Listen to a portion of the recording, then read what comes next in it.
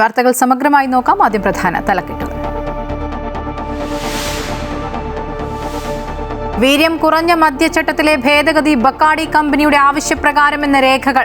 2021 excise മന്ത്രിയായിരുന്ന MV Govindan company നൽകിയ കത്ത് പുറത്ത്. തുടർ നടപടിക്ക് നികുതി വകുപ്പിന് നിർദ്ദേശം നൽകിയതായും രേഖകൾ. മദ്യനയത്തിലും കരിമണലിലും UDF-ൽ ഭിന്നത. ചർച്ച നടത്തിയിരുന്നുവെങ്കിൽ വിവാദം ഒഴിവാക്കാമായിരുന്നുവെന്ന് VM സുധീരൻ. തീരുമാനം UDF ആലോചിച്ചെടുക്കുമെന്ന് M ലിജു. കരിമണൽ ഖനനം സ്വകാര്യ മേഖലയ്ക്ക് നൽകാമെന്ന് പറഞ്ഞിട്ടില്ലെന്ന് രമേശ് ചെന്നിത്തല.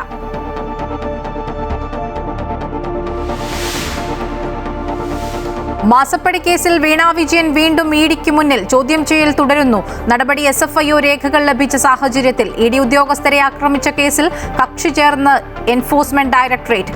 ജില്ലാ പ്രോസിക്യൂട്ടറെ മാറ്റി സ്പെഷ്യൽ പ്രോസിക്യൂട്ടറെ നിയമിക്കണമെന്നാവശ്യപ്പെട്ട് മ്യൂസിയം പോലീസ്. പ്രതിക്ക് ജാമ്യം ലഭിക്കാൻ പ്രോസിക്യൂട്ടർ T ഗീനാകുമാരി ഒത്തുകളിച്ചതായി പരാതി.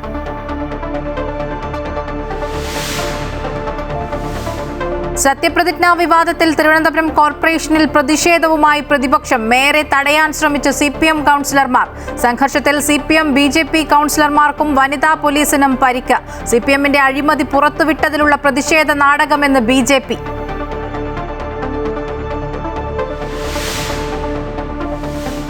പശ്ചിമേഷ്യൻ യുദ്ധത്തെ തുടർന്ന് വാണിജ്യ LPG-ക്കുള്ള നിയന്ത്രണങ്ങൾ നീക്കി. സംസ്ഥാനങ്ങൾക്ക് കേന്ദ്രം കത്ത് നൽകി. യുദ്ധത്തിന് മുൻപുള്ള സ്ഥിതി പുനഃസ്ഥാപിക്കാനും നിർദ്ദേശം. PNG കണക്ഷൻ എടുത്തവർ അത് തുടരണമെന്നും കേന്ദ്ര സർക്കാർ. വെനസ്വേലയിൽ മിനിറ്റുകൾക്കുള്ളിൽ ശക്തമായ ഭൂകമ്പങ്ങൾ. തലസ്ഥാനമായ കാരക്കാസിനെ തകർത്തെറിഞ്ഞ് റിക്ടർ സ്കെയിലിൽ 7.5 വീതം രേഖപ്പെടുത്തിയ 2 ഭൂചലനങ്ങൾ. 164 മരണം സ്ഥിരീകരിച്ച് ഭരണകൂടം. 1000-ഓളം പേർക്ക് പരിക്ക്. വൻ നാശനഷ്ടങ്ങൾ. രാജ്യത്ത് അടിയന്തരാവസ്ഥ.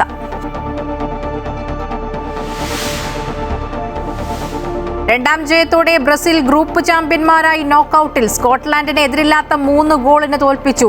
വിനീഷ്യസിന് ഡബിൾ. പകരക്കാരനായി കളത്തിലിറങ്ങി നെയ്മർ. പുലർച്ചെ 1:30 ജർമ്മനി ഇക്വഡോർ പോരാട്ടം.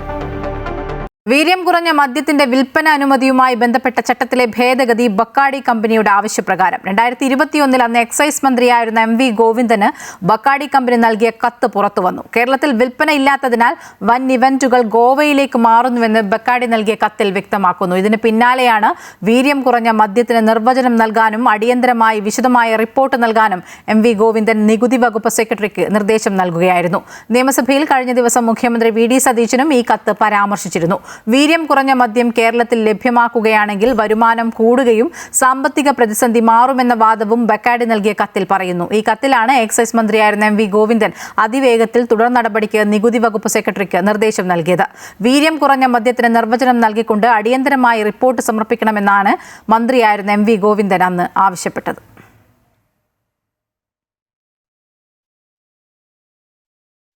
തിരുവനന്തപുരത്ത് ED ഉദ്യോഗസ്ഥരെ ആക്രമിച്ച കേസിൽ CPM പ്രവർത്തകന് ജാമ്യം ലഭിച്ചതിൽ പ്രോസിക്യൂട്ടർ T ഗീനാകുമാരിക്കെതിരെ പോലീസ്. കേസിലെ 9 പ്രതികൾക്ക് ജാമ്യം ലഭിക്കാൻ പ്രോസിക്യൂട്ടർ ഒത്തുകളിച്ചതായി തിരുവനന്തപുരം സിറ്റി പോലീസ് വ്യക്തമാക്കി. ഗീനാകുമാരിക്കെതിരെ നടപടി ആവശ്യപ്പെട്ട് ഡയറക്ടർ ജനറൽ ഓഫ് പ്രോസിക്യൂഷന് പരാതി നൽകാനാണ് സിറ്റി പോലീസിന്റെ തീരുമാനം. കേസിൽ സ്പെഷ്യൽ പബ്ലിക് പ്രോസിക്യൂട്ടറെ നിയമിക്കണമെന്നാവശ്യപ്പെടും സിറ്റി പോലീസ് കത്ത് നൽകും. അതേസമയം ഇനി മുതലുള്ള കേസ് നടപടികളിൽ കക്ഷി ചേരാനാണ് EDയുടെ തീരുമാനം. ഇത് സംബന്ധിച്ച് ED അഭിഭാഷകർ തിരുവനന്തപുരം ജില്ലാ കോടതിയിൽ അപേക്ഷ നൽകും.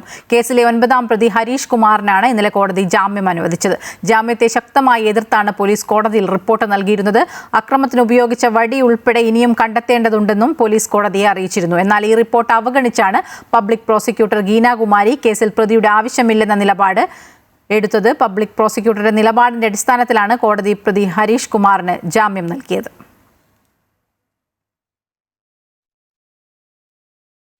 മദ്യനയത്തിൽ പ്രതികരണവുമായി VM സുധീരൻ. UDF ചർച്ച ചെയ്ത് ഉചിതമായ തീരുമാനമെടുക്കുമെന്നാണ് മുഖ്യമന്ത്രി നിയമസഭയിൽ പറഞ്ഞത്. നിയമസഭയിൽ ഈ പ്രപ്പോസൽ വരുന്നതിന് മുൻപ് തന്നെ പാർട്ടി തലത്തിലും UDF-ഉം ഇതിനെക്കുറിച്ച് ചർച്ച നടത്തുകയായിരുന്നു അഭികാമ്യം. ബജറ്റ് നിർദ്ദേശം പിൻവലിക്കണമെന്നും VM സുധീരൻ തൃശ്ശൂരിൽ പറഞ്ഞു. മദ്യവ്യാപനത്തോടുള്ള എതിർപ്പ് സംബന്ധിച്ച് ഇനി UDF വിശദമായി ചർച്ച ചെയ്യും. അതിനുശേഷം ഉചിതമായ മദ്യനയം കൊണ്ടുവരുമെന്നാണ്. ശരിക്കും പറഞ്ഞാൽ നിയമസഭയിൽ ഈ പ്രപ്പോസൽ വരുന്നതിന് മുമ്പ് തന്നെ പാർട്ടി തലത്തിലും UDF തലത്തിലും ഇതേ സംബന്ധിച്ച് ചർച്ച നടത്തുകയായിരുന്നു അഭികാമ്യമായിട്ടുള്ളത്. അങ്ങനെ ചർച്ച ചെയ്തിരുന്നെങ്കിൽ ഇപ്പോൾ ഉയർന്നു വന്ന വിവാദങ്ങളൊക്കെ ഒഴിവാക്കാനും കഴിയുമായിരുന്നു. നമുക്കെല്ലാവർക്കും അറിയാവുന്നതുപോലെ മദ്യത്തിൻ്റെ വ്യാപനവും ഉപയോഗവും കുറച്ചുകൊണ്ടുവരിക, ലഹരിക്കെതിരെ, മയക്കുമരുന്നിനെതിരെ ശക്തമായി പോരാട്ടം നടത്തുക, മദ്യപാനം മൂലം സമൂഹത്തിലുണ്ടാകുന്ന ദുരന്തത്തിന് അറുതി വരുത്തുക. കേരളത്തിൽ ഇടക്കാലത്ത് വളരെയേറെ മോശമായ അന്തരീക്ഷം ലഹരിയുടെ വ്യാപനം മൂലം, മദ്യത്തിൻ്റെ വ്യാപനം മൂലം ഉണ്ടായിട്ടുള്ള അന്തരീക്ഷം വളരെ മോശമായിരുന്നു നമുക്കറിയാം. വീര്യം കുറഞ്ഞ മദ്യത്തിന് നികുതി കുറയ്ക്കുന്നത് UDF ആലോചിച്ച് തീരുമാനിക്കുമെന്ന് രമേശ് ചെന്നിത്തല. ബാറുകൾ അടച്ചുപൂട്ടാൻ ഇപ്പോൾ തീരുമാനമെടുക്കില്ല. കരിമണൽ ഖനനം സ്വകാര്യ മേഖലയ്ക്ക് നൽകുന്നത് ആലോചനയിലില്ലെന്നും ചെന്നിത്തല പറഞ്ഞു. കൊച്ചിയിൽ വിദ്യാലയങ്ങളിലെ ഓപ്പറേഷൻ തൂഫാന്റെ 2ാം ഘട്ട ഉദ്ഘാടനത്തിനെത്തിയപ്പോഴായിരുന്നു ആഭ്യന്തരമന്ത്രിയുടെ പ്രതികരണം.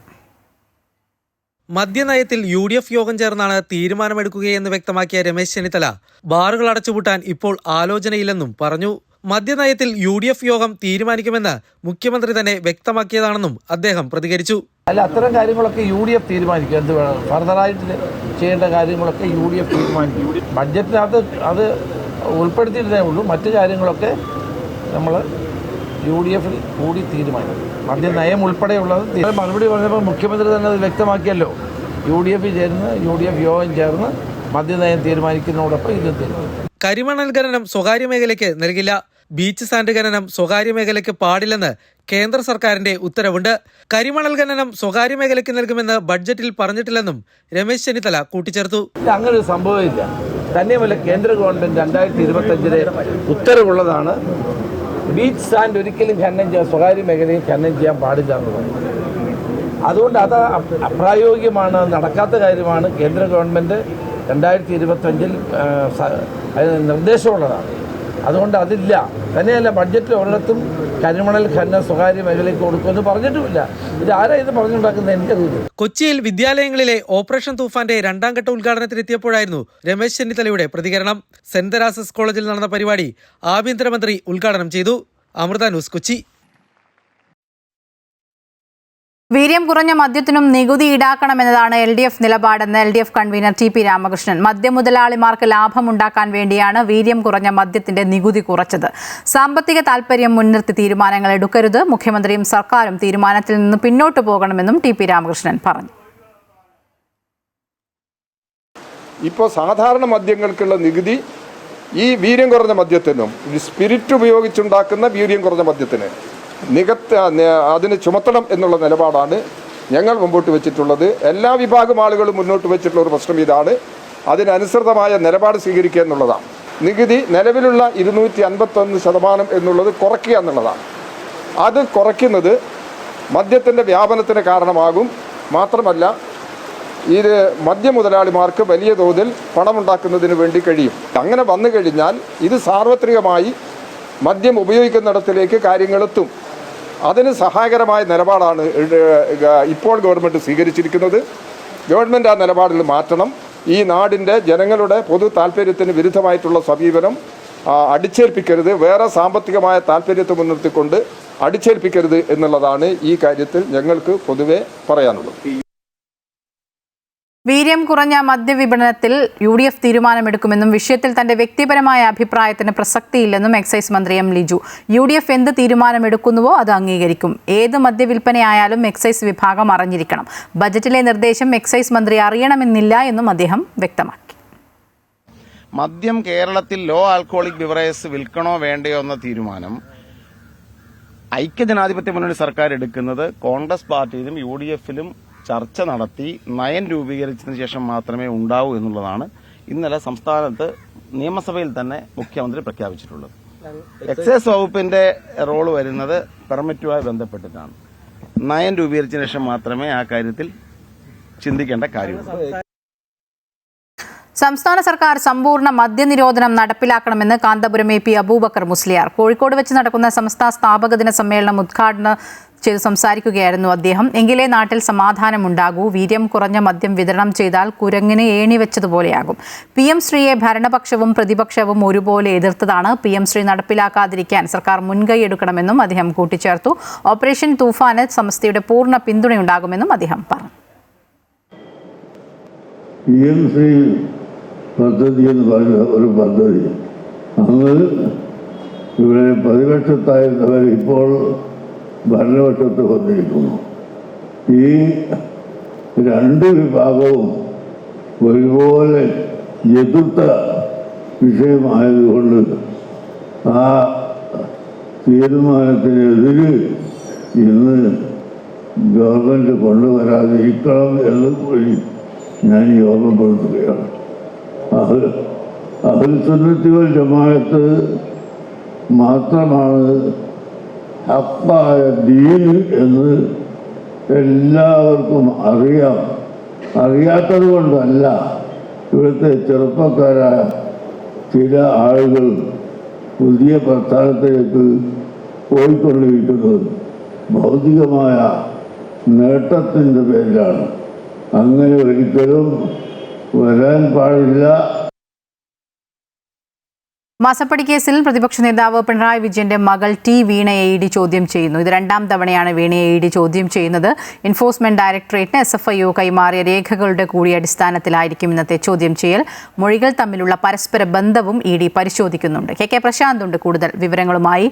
പ്രശാന്ത്, മണിക്കൂറുകൾ പിന്നിട്ടിരിക്കുന്നു വീണയുടെ ചോദ്യം ചെയ്യൽ. ഇപ്പോഴും അത് നടക്കുകയാണെന്നാണ് മനസ്സിലാക്കുന്നത്. എത്രത്തോളം നിർണായകമാണ് വീണയെ സംബന്ധിച്ചിടത്തോളം ഈ രണ്ടാം തവണയാണ് ഇപ്പോൾ ചോദ്യം ചെയ്യുന്നത്? എത്രത്തോളം നിർണായകമാണ് വീണയെ സംബന്ധിച്ചിടത്തോളം?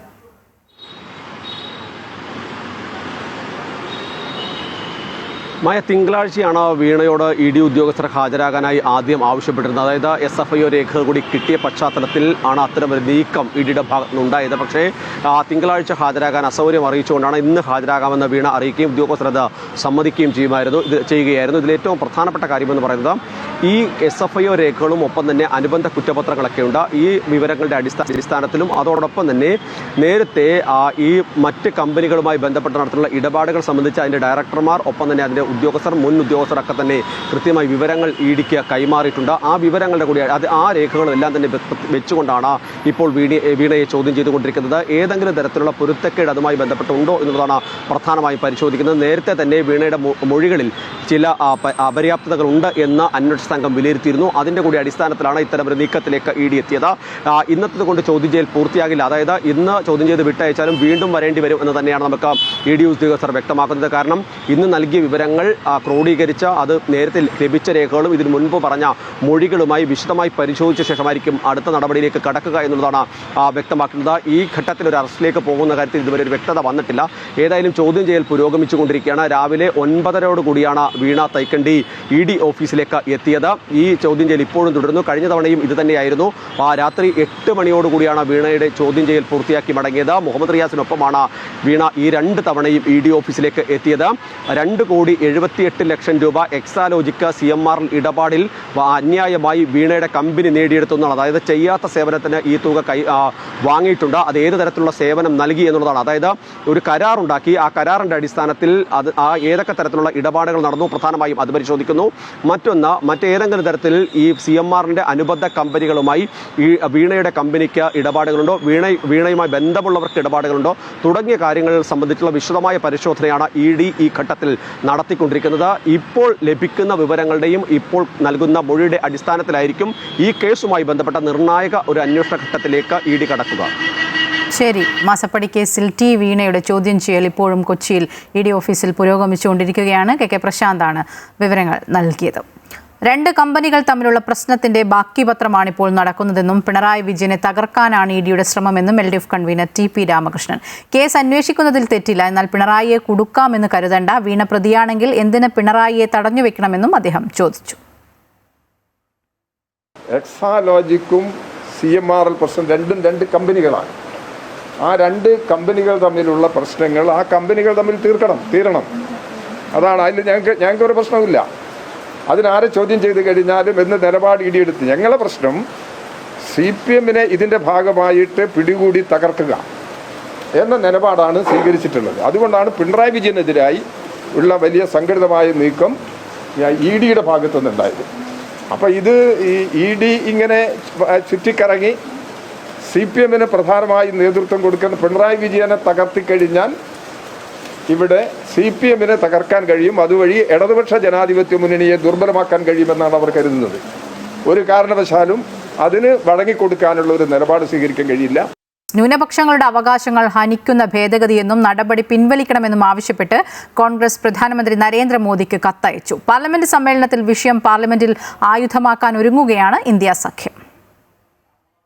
കേന്ദ്ര സർക്കാർ പുറപ്പെടുവിച്ച വിദേശ സംഭാവന നിയന്ത്രണ നിയമത്തിലെ പുതിയ ചട്ടഭേദഗതികൾക്കെതിരെ രാഷ്ട്രീയ, സാമൂഹിക, മത, സമുദായ സംഘടനകളുടെ ഭാഗത്തുനിന്നും ശക്തമായ പ്രതിഷേധം ഉയരുന്നതിനിടെ ഭേദഗതികൾ പിൻവലിക്കണമെന്നാവശ്യപ്പെട്ട് കോൺഗ്രസ് പ്രധാനമന്ത്രി നരേന്ദ്രമോദിക്ക് കത്തയച്ചു. പുതിയ ഭേദഗതികൾ ന്യൂനപക്ഷങ്ങളുടെ അവകാശങ്ങൾ ഹനിക്കുന്നതാണെന്ന് ചൂണ്ടിക്കാട്ടി കോൺഗ്രസ് നേതാവ് KC വേണുഗോപാൽ MP-യാണ് കത്തയച്ചത്.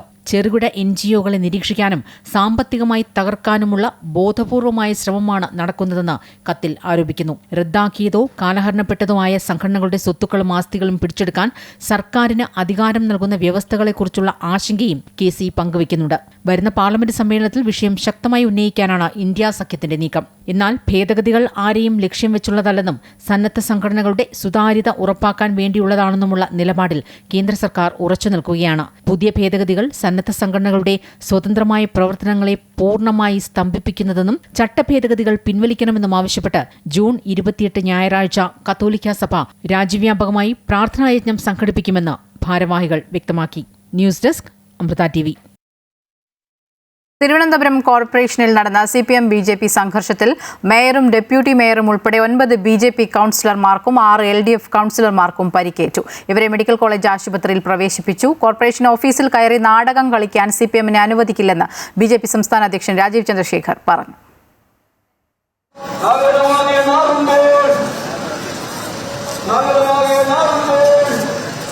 കാപ്പ കേസിൽ അറസ്റ്റ് ചെയ്ത BJP കൗൺസിലർ R. സുഗതന്റെ രാജി ആവശ്യപ്പെട്ടാണ് LDF കൗൺസിലർമാർ തിരുവനന്തപുരം കോർപ്പറേഷൻ മേയറുടെ ഓഫീസ് ഉപരോധിച്ചത്.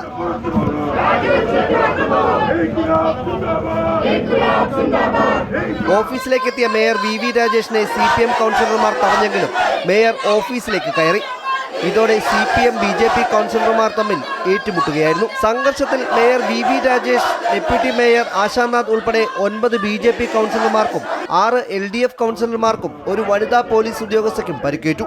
പരിക്കേറ്റവരെ മെഡിക്കൽ കോളേജ് ആശുപത്രിയിൽ പ്രവേശിപ്പിച്ചു. ജനാധിപത്യപരമായ സമരമാണ് നടത്തിയതെന്ന് കോർപ്പറേഷൻ പ്രതിപക്ഷ നേതാവ് SP ദീപക് പറഞ്ഞു. ബലം പ്രയോഗിച്ചുള്ള സമരം അനുവദിക്കില്ലെന്നും അനാവശ്യമായ പ്രകോപനമാണ് CPM കൗൺസിലർമാരുടെ ഭാഗത്തു നിന്നുണ്ടായതെന്നും VV രാജേഷും പറഞ്ഞു.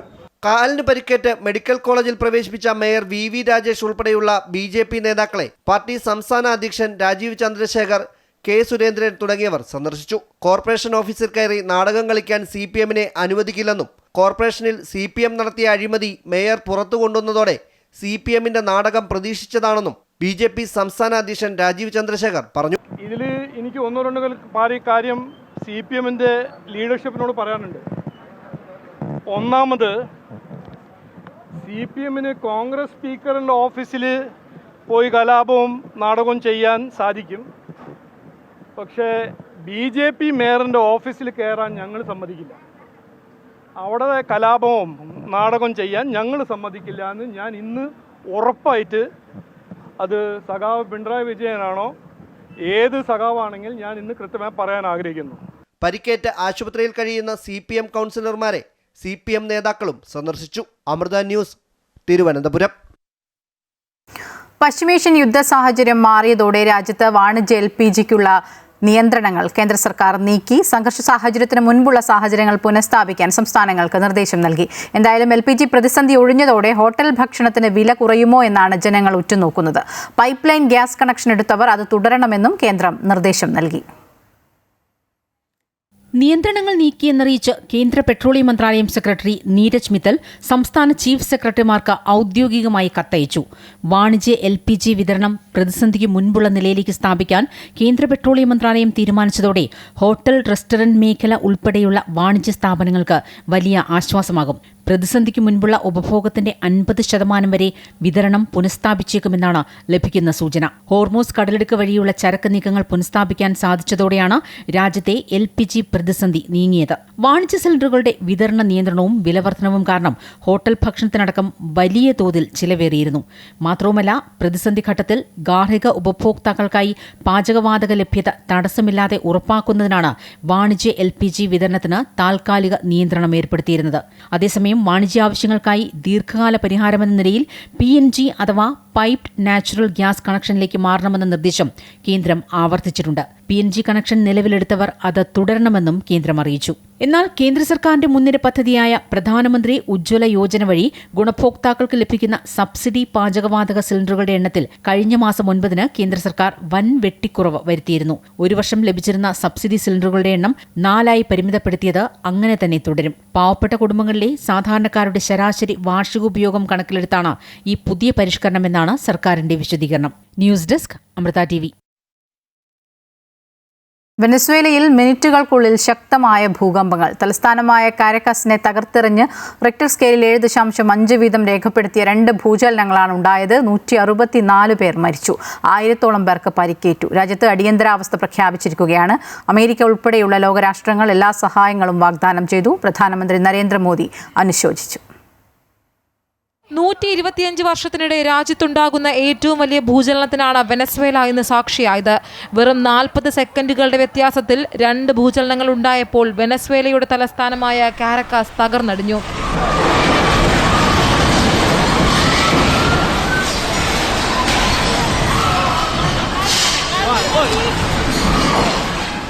ലോസ് പാലോസ് ഗ്രാൻഡസ്, അൽത്താമിര തുടങ്ങിയിടങ്ങളിൽ നിരവധി ബഹുനില കെട്ടിടങ്ങളും വീടുകളും തകർന്നു വീണു. സൈമൺ ബൊളീവർ അന്താരാഷ്ട്ര വിമാനത്താവളത്തിന്റെ മേൽക്കൂര തകരുകയും നാശനഷ്ടങ്ങൾ ഉണ്ടാവുകയും വിമാന സർവീസുകൾ പൂർണ്ണമായും റദ്ദാക്കുകയും ചെയ്തു. അമേരിക്കൻ ജിയോളജിക്കൽ സർവേയുടെ റിപ്പോർട്ട് പ്രകാരം ആദ്യത്തെ ഭൂചലനം റിക്ടർ സ്കെയിലിൽ 7.2 തീവ്രത രേഖപ്പെടുത്തി. കരീബിയൻ തീരത്തുള്ള മൊറോൺ മേഖലയ്ക്ക് പടിഞ്ഞാറ് കാരക്കാസിൽ നിന്ന് 168 കിലോമീറ്റർ അകലെയാണ് പ്രഭവ കേന്ദ്രം. 13 കിലോമീറ്റർ ആഴത്തിലാണ് ആദ്യ ചലനമുണ്ടായത്. 40 സെക്കൻഡുകൾക്ക് ശേഷം 7.5 തീവ്രതയിൽ രണ്ടാമത്തെ ഭൂചലനവും അനുഭവപ്പെട്ടു. മൊറോണിന് 16 കിലോമീറ്റർ തെക്കു പടിഞ്ഞാറായി 10 കിലോമീറ്റർ ആഴത്തിലായിരുന്നു രണ്ടാമത്തെ പ്രഭവ കേന്ദ്രം. 10,000-നും 1,00,000-നും ഇടയിൽ ആളുകളുടെ ജീവൻ നഷ്ടമാകാൻ സാധ്യതയുണ്ടെന്നാണ് അമേരിക്കൻ ജിയോളജിക്കൽ സർവേ സൂചിപ്പിക്കുന്നത്. സ്പെയിനിൽ നിന്ന് രാജ്യത്തിന് സ്വാതന്ത്ര്യം നേടിക്കൊടുത്ത 1821-ലെ സൈനിക വിജയത്തിന്റെ സ്മരണയ്ക്കായി പ്രഖ്യാപിച്ച പൊതു അവധി ദിനത്തിലാണ് ഭൂചലനമുണ്ടായത്. അതിനാൽ തന്നെ ഭൂരിഭാഗം ആളുകളും വീടുകളിലായിരുന്നു. ഭൂചലനത്തിന്റെ തീവ്രത കണക്കിലെടുത്ത് വൈദ്യുതി, ഇന്ധന, ഗ്യാസ് വിതരണം താൽക്കാലികമായി നിർത്തിവച്ചിരിക്കുകയാണ്.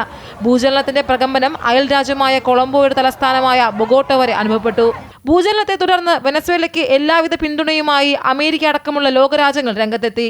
സഹായിക്കാൻ US സൈന്യം സന്നദ്ധവും പൂർണ്ണ സജ്ജരുമാണെന്ന് ഡൊണാൾഡ് ട്രംപ് ട്രൂത്ത് സോഷ്യൽ മീഡിയയിലൂടെ അറിയിച്ചു. International desk Amrita TV.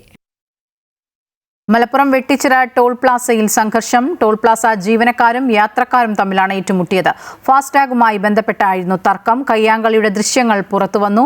ഇന്നലെ രാത്രി 2 മണിയോടെയായിരുന്നു സംഭവം. ടോൾ പ്ലാസ കടക്കുന്ന വാഹനത്തെ ജീവനക്കാരൻ വടികൊണ്ടടിച്ചതോടെയാണ് സംഘർഷം ആരംഭിച്ചത്. ജീവനക്കാർ മോശമായി പെരുമാറുന്നുവെന്ന് യാത്രക്കാർ പരാതി പറയുന്നുണ്ട്. ജീവനക്കാരിൽ പലരും ഇതര സംസ്ഥാന തൊഴിലാളികളാണ്. കരിപ്പൂരിൽ കസ്റ്റംസിനെ വെട്ടിച്ച് എമർജൻസി ലാമ്പിൽ ഒളിപ്പിച്ചു കടത്തിയ 10 സ്വർണ്ണ ബിസ്ക്കറ്റ് പിടികൂടി. 1165 ഗ്രാം ദുബായിൽ നിന്നും ഫ്ലൈനാസ് വിമാനത്തിൽ കരിപ്പൂരിലെത്തിയ മലപ്പുറം കിഴിശ്ശേരി കുഴിമണ്ണ നീലക്കുഴിയിൽ അസ്ലമാണ് പോലീസ് പിടിയിലായത്. ലഗേജിനകത്ത് എമർജൻസി ലാമ്പിൽ 10 സ്വർണ്ണക്കട്ടികളായാണ് ഒളിപ്പിച്ചത്. 1165 ഗ്രാം സ്വർണ്ണമാണ് SP-യുടെ സ്പെഷ്യൽ ടീം പിടികൂടിയത്. ഇന്ന് രാവിലെ 9 മണിയോടെയായിരുന്നു ഇയാൾ കരിപ്പൂരിലെത്തിയത്. അയോധ്യ സംഭാവന കൊള്ളയിൽ SIT റിപ്പോർട്ടിന് ശേഷവും മെല്ലെപ്പോക്ക് നയവുമായി ഉത്തർപ്രദേശ് സർക്കാർ. ഇതുവരെ കേസെടുക്കാത്തതിൽ വിമർശനം ശക്തമാവുകയാണ്. കുറ്റക്കാരെ ശിക്ഷിക്കണമെന്നാവശ്യപ്പെട്ട് VHP നേതാക്കളും രംഗത്തെത്തി. അതിനിടെ കേസിൽ CBI അന്വേഷണം ആവശ്യപ്പെട്ടുള്ള ഹർജികൾ അടിയന്തരമായി പരിഗണിക്കാൻ സുപ്രീംകോടതി വിസമ്മതിച്ചു. രാമക്ഷേത്ര തട്ടിപ്പിൽ BJPക്കും യോഗി സർക്കാരിനുമെതിരെ വിമർശനം ശക്തമാകുകയാണ്. ക്ഷേത്രത്തിലെ സംഭാവനകളിൽ വൻ തട്ടിപ്പ് നടത്തിയെന്ന് SIT റിപ്പോർട്ട് വന്നതിന് ശേഷവും ഉത്തർപ്രദേശ് സർക്കാർ ഇതുവരെ കേസെടുക്കാൻ തയ്യാറായിട്ടില്ല. ക്ഷേത്ര ട്രസ്റ്റ് പുനഃസംഘടിപ്പിക്കാൻ SIT ശുപാർശ ചെയ്യുമ്പോഴും ട്രസ്റ്റ് ജനറൽ സെക്രട്ടറി ചമ്പത് റായ്ക്കെതിരെ നടപടികൾ സ്വീകരിച്ചില്ല എന്നതും വിമർശനത്തിനിടയാക്കുന്നു. എന്നാൽ ക്ഷേത്രത്തിലെ സംഭാവന തട്ടിപ്പിൽ കൂടുതൽ പരിശോധനയ്ക്കുള്ള ശ്രമത്തിലാണ് പ്രത്യേക അന്വേഷണ സംഘം. തട്ടിപ്പുമായി ബന്ധമുണ്ടെന്ന് കരുതുന്ന 150 ജീവനക്കാരെ കൂടി തിരിച്ചറിഞ്ഞു തിരിച്ചറിഞ്ഞതായാണ് വിവരം. 17 പേരെ പ്രതികളാക്കിയേക്കുമെന്നാണ് സൂചന. ട്രസ്റ്റ് അംഗം അനിൽ മിശ്ര, അഡ്മിനിസ്ട്രേറ്റീവ് ഗോപാൽ റായി അടക്കം 17 പേർക്കെതിരെയാണ് കേസെടുക്കാനൊരുങ്ങുന്നത്. VHP നേതാവും ട്രസ്റ്റ് ജനറൽ സെക്രട്ടറിയുമായ ചമ്പത് റായിയെ SIT വരും ദിവസങ്ങളിൽ ചോദ്യം ചെയ്യും. ചമ്പത് റായിയുമായി അടുപ്പമുള്ളവരുടെ വീടുകളിൽ നിന്നും ആഭരണങ്ങൾ കണ്ടെടുത്തതായും റിപ്പോർട്ടുകളുണ്ട്. അയോധ്യയിൽ 6 ദിവസം ക്യാമ്പ് ചെയ്ത് അന്വേഷണം നടത്തിയ SIT സംഘം ക്ഷേത്ര ട്രസ്റ്റ് ഭാരവാഹികൾ, ബാങ്ക് ജീവനക്കാർ, കാണിക്ക എണ്ണിയവർ ഉൾപ്പെടെ 150ഓളം പേരെ ചോദ്യം ചെയ്തിരുന്നു. ഉത്തർപ്രദേശ് സർക്കാരിനെതിരെയുള്ള വിമർശനങ്ങൾക്കിടെ സംഭാവന കൊള്ളയിൽ ഉടൻ കേസെടുക്കുമെന്ന് വിശ്വ ഹിന്ദു പരിഷത്ത് ആവശ്യപ്പെട്ടു. ആരാണ് കൊള്ള നടത്തിയതെന്ന് തെളിവുണ്ടെന്നും രാമഭക്തർ വഞ്ചിക്കപ്പെട്ടെന്നും VHP നേതാക്കൾ പറഞ്ഞു. വിവാദങ്ങളുടെ പശ്ചാത്തലത്തിൽ VHPയുടെ വാർഷിക യോഗവും മാറ്റിവെച്ചിരുന്നു. News desk Amrita news. 14 വയസ്സുകാരനായ ആൺകുട്ടിയെ ലൈംഗിക പീഡനത്തിനിരയാക്കിയ കേസിൽ പ്രതിക്ക് 32 വർഷം കഠിന തടവും 80,000 രൂപ പിഴയും കോടതി ശിക്ഷ വിധിച്ചു. തിരുവമ്പാടി പുന്നക്കൽ സ്വദേശി ഇടയിലെ വീട്ടിൽ സുധാകരനെയാണ് കോഴിക്കോട് സ്പെഷ്യൽ ഫാസ്റ്റ് ട്രാക്ക് കോടതി 2023 നടന്ന പോക്സോ കേസിൽ ശിക്ഷിച്ചത്. പെരുമ്പാവൂരിൽ നിന്നും ഹൈബ്രിഡ് കഞ്ചാവ് പിടികൂടിയ സംഭവത്തിന് അന്താരാഷ്ട്ര ബന്ധങ്ങളുണ്ടെന്ന് എറണാകുളം റേഞ്ച് DIG യതീഷ് ചന്ദ്ര. 18 കോടി രൂപയുടെ കഞ്ചാവാണ് പിടികൂടിയത്. വൈപ്പിൻ സ്വദേശി ആയുഷ്, ഇയാളുടെ ഭാര്യ അലിഖ എന്നിവർ പിടിയിലായെന്നും DIG അറിയിച്ചു. രഹസ്യ വിവരത്തിന്റെ അടിസ്ഥാനത്തിൽ ഇന്നലെ ആയുഷിന്റെ വാഹനത്തിലും ഫ്ളാറ്റിലും നടത്തിയ പരിശോധനയിലാണ് കഞ്ചാവ് കണ്ടെത്തിയത്. വിപണിയിൽ 18 കോടി രൂപ വിലമതിക്കുന്ന ഹൈബ്രിഡ് കഞ്ചാവാണ് എറണാകുളം റൂറൽ പോലീസിന്റെയും ഡാൻസ് ഓഫ് ടീമിന്റെയും പരിശോധനയിൽ പിടികൂടിയത്. രഹസ്യവിവരത്തിന്റെ അടിസ്ഥാനത്തിൽ ഏതാനും ദിവസങ്ങളായി കേസിലെ മുഖ്യപ്രതി ആയുഷിനെ പോലീസ് നിരീക്ഷിച്ചു വരികയായിരുന്നു. പോലീസിന്റെ വാഹന പരിശോധനയ്ക്കിടെ ഇയാളുടെ സ്കൂട്ടറിൽ നിന്നും 1.5 കിലോ ഹൈബ്രിഡ് കഞ്ചാവ് പിടികൂടി. തുടർന്ന് നടത്തിയ ചോദ്യം ചെയ്യലിലാണ് ഇവർ താമസിച്ചിരുന്ന ഫ്ളാറ്റിലും കഞ്ചാവ് സൂക്ഷിച്ചിരുന്നതായി കണ്ടെത്തിയത്. ആയുഷിന്റെ ഭാര്യ അഖിലയാണ് കേസിൽ 2ാം പ്രതി. കഞ്ചാവ് കടത്തിയതിന് പിന്നിൽ അന്താരാഷ്ട്ര ബന്ധങ്ങളുണ്ടെന്ന് DIG യതീഷ് ചന്ദ്ര പറഞ്ഞു. നമ്മൾ ആദ്യം വിചാരിച്ചു 1.5 kg ആണ്. Okay, fine, very good.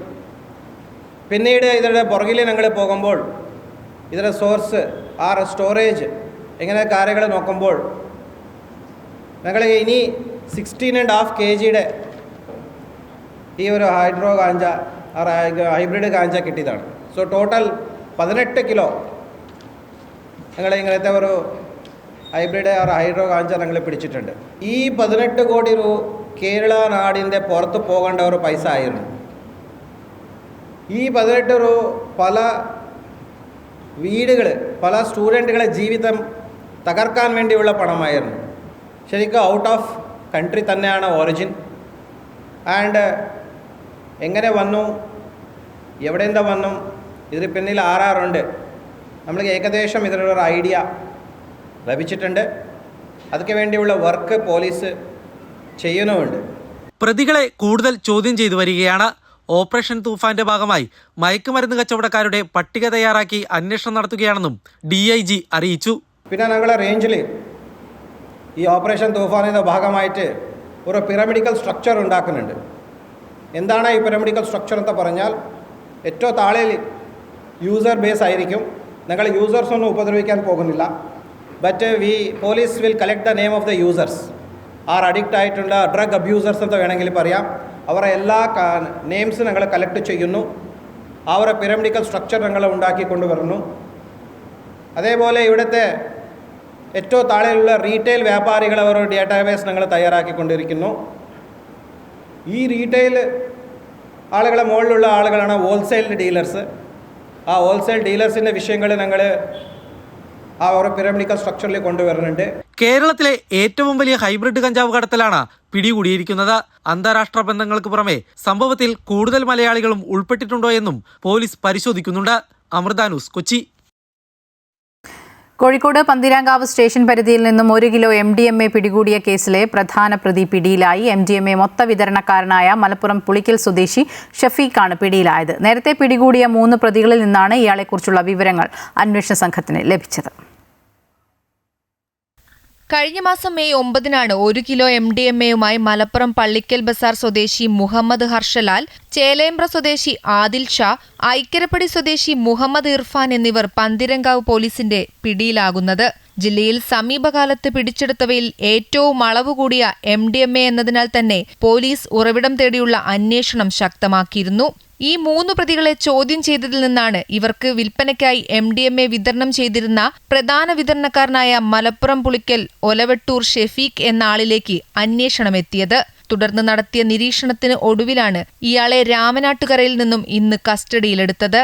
ഈ പ്രതികൾ ഈ ഷെഫീഖ് എന്ന് പറയുന്ന ആളുമായിട്ട് നടത്തിയ വാട്സപ്പ് ചാറ്റുകൾ, അവർ നടത്തിയ കോളുകൾ, നോട്ട്സുകൾ ഇതൊക്കെ കൈമാറി അതിന്റെ ഡീറ്റെയിൽസ് നമുക്ക് ഫോണിൽ നിന്ന് ലഭിച്ചിട്ടുണ്ട്. ഈ വിവരങ്ങൾ വെച്ചിട്ടാണ് ഷെഫീഖ് എന്ന് പറയുന്ന ആളാണ് ഇവർക്ക് സാധനം സപ്ലൈ എന്നുള്ള വിവരം നമുക്ക് കിട്ടിയത്. അത് പ്രതികൾ കുറ്റസമ്മതമൊഴിയായിട്ട് സമ്മതിച്ചിട്ടുണ്ട്. അതിനടിസ്ഥാനത്തിൽ നമ്മൾ ഇയാളുടെ CDR എടുത്തിട്ടുണ്ട്, ലൊക്കേഷൻ എടുത്ത് ട്രാക്ക് ചെയ്യുകയായിരുന്നു. സിറ്റി ഡാൻസ് ഓഫിന്റെ സഹായത്തോടെ നമ്മൾ പന്തനംതിട്ട പോലീസ് ഇന്നലെ ഇയാളെ അറസ്റ്റ് ചെയ്യുകയായിരുന്നു. വിദ്യാർത്ഥികളെയാണ് ഈ സംഘം പ്രധാനമായും ലക്ഷ്യമിട്ടിരുന്നത്. ഇയാൾക്ക് MDMA എവിടെ നിന്ന് ലഭിക്കുന്നുവെന്ന അന്വേഷണത്തിലാണ് പോലീസ്. പ്രതിക്ക് പിന്നിൽ വൻ ലഹരി മാഫിയ തന്നെ ഉണ്ടെന്ന നിഗമനത്തിലുമാണ് അന്വേഷണ സംഘം. അതേസമയം ഓപ്പറേഷൻ തൂഫാന്റെ ഭാഗമായി നിരവധി കേസുകളാണ് ജില്ലയിൽ റിപ്പോർട്ട് ചെയ്യപ്പെടുന്നത്. വിദ്യാലയങ്ങൾ കേന്ദ്രീകരിച്ചിട്ടുള്ള ലഹരി മാഫിയയുടെ വേരറക്കാനുള്ള നടപടികളിലേക്ക് കടന്നിരിക്കുകയാണ് അന്വേഷണ സംഘം. Amrita news, Kozhikode.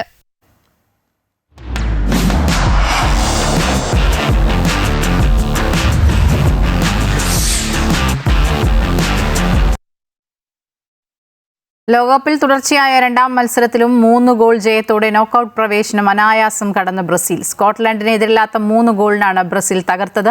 Vinicius junior ഇരട്ട ഗോൾ നേടി. 1 ഗോൾ മാത്യൂസ് കുഞ്ഞിയുടെ വകയായിരുന്നു. ജയത്തോടെ ഗ്രൂപ്പ് സിയിൽ നിന്ന് ബ്രസീൽ നോക്കൌട്ടിലെത്തി. 3 മത്സരങ്ങളിൽ 2 ജയവും 1 സമനിലയുമായി ബ്രസീലും മൊറോക്കോയും ഗ്രൂപ്പിൽ 7 പോയിന്റ് പങ്കിട്ടെങ്കിലും മികച്ച ഗോൾ ശരാശരിയിൽ ബ്രസീൽ ഒന്നാമതായി.